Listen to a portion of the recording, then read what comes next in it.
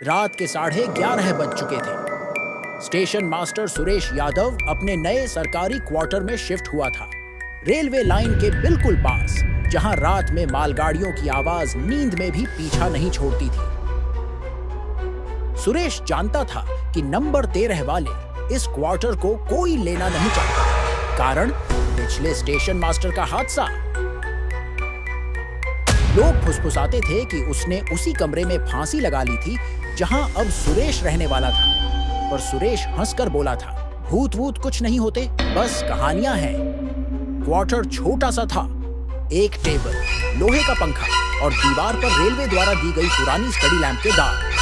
रात शांत थी, बस दूर से इंजन की सीटी सुनाई दे रही थी।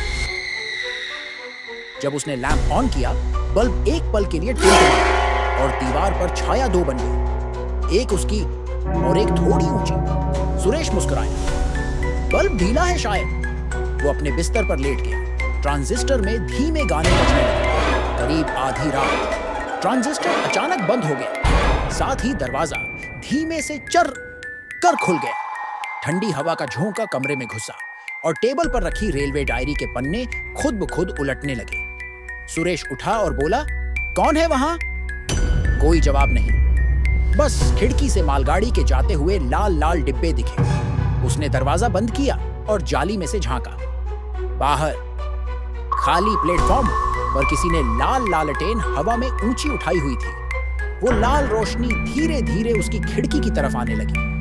डर और तर्क के बीच वह वहीं खड़ा रह गया। टॉर्च उठाकर उसने बाहर तेज रोशनी मारी और देखा लालटेन हवा में तैर रही थी। नीचे कोई इंसान नहीं। उसका गला सूख गया।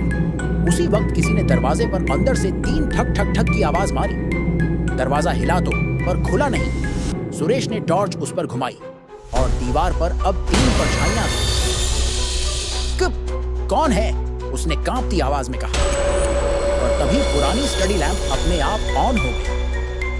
टेबल के पास बैठे एक आदमी की झलक दिखी, रेलवे की पुरानी वर्दी में, चेहरा बिल्कुल फीका, आंखें बिना पुतलियों के।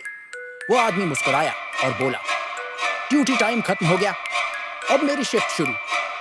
एक झटके में लैंप बंद हो गया। अगली सुबह जब चौकीदार क्वार्टर 13 पहुंचा, दरवाजा आधा खुला था और टेबल पर रेलवे डायरी खुली हुई पड़ी थी।